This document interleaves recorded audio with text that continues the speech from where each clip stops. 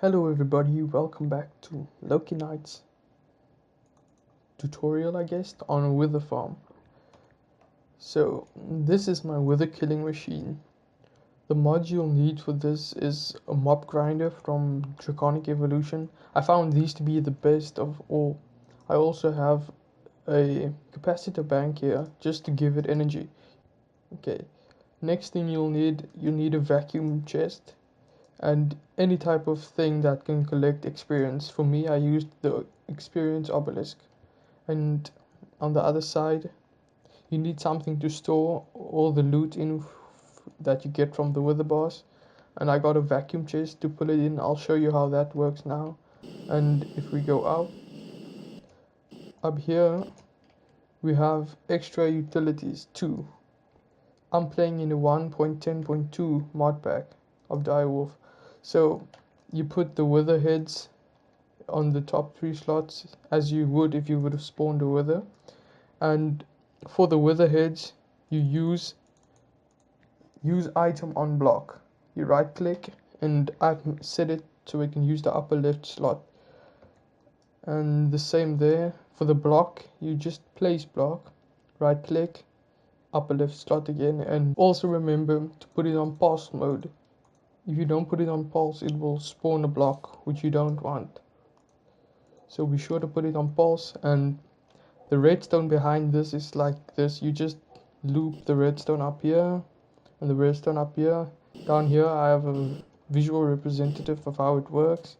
So if I switch off the lever, I don't know why, but for those what are they called, these mechanical users, this redstone only applies to this block and that block. If I would switch it on, you would see it's only applied to the 2 bottom blocks. But if I destroy this, so you can see that redstone is there. But if you apply a redstone like this, then it activates this block. So I don't know why that is, but this works perfectly fine. And let's see how it works. Let's turn it to day and open. Okay, so I found this structure to be the best for spawning a wither. That's to say, if the wither would spawn. It's a weird way of working. As you can see, the wither pattern is right here. But if you destroy these blocks and put those back, the wither would spawn and it would leave a block there. But I don't know why that is. This is like the 3rd time I record this video because the wither farm keeps on changing. But that block is there and it works, so I'm fine with that. If we go down here, and by the way, every 7 seconds, that machine spawns a wither. If we go down here, you can see what happens. The wither gets down here, he gets killed. His items automatically goes into that slot. If we would stand here, we would see the items coming this way and the experience going that way. See the experience coming this way. So you can leave this machine on. There might be some minor tweaks that you can improve on. And I also found that, and the height of this is crucial. If you would switch it off quickly, the height factor of where the withers spawn from is very important.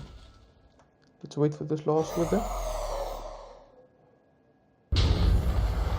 Okay, if we go down here and measure up,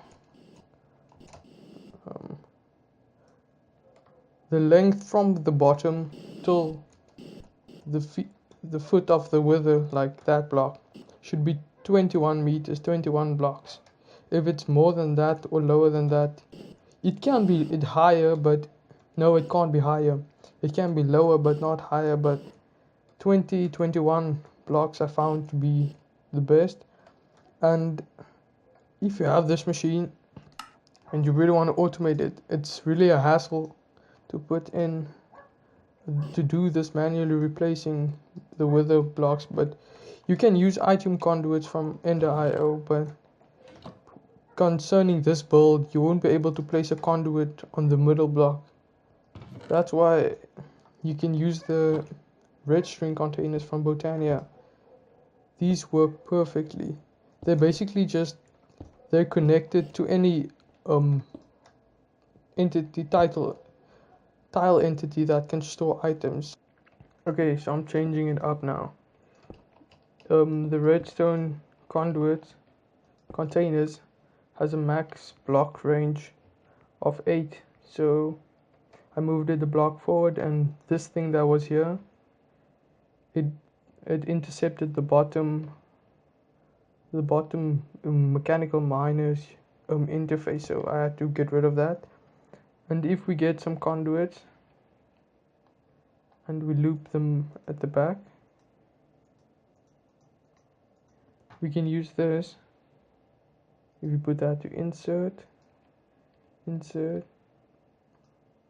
insert, insert, insert, insert.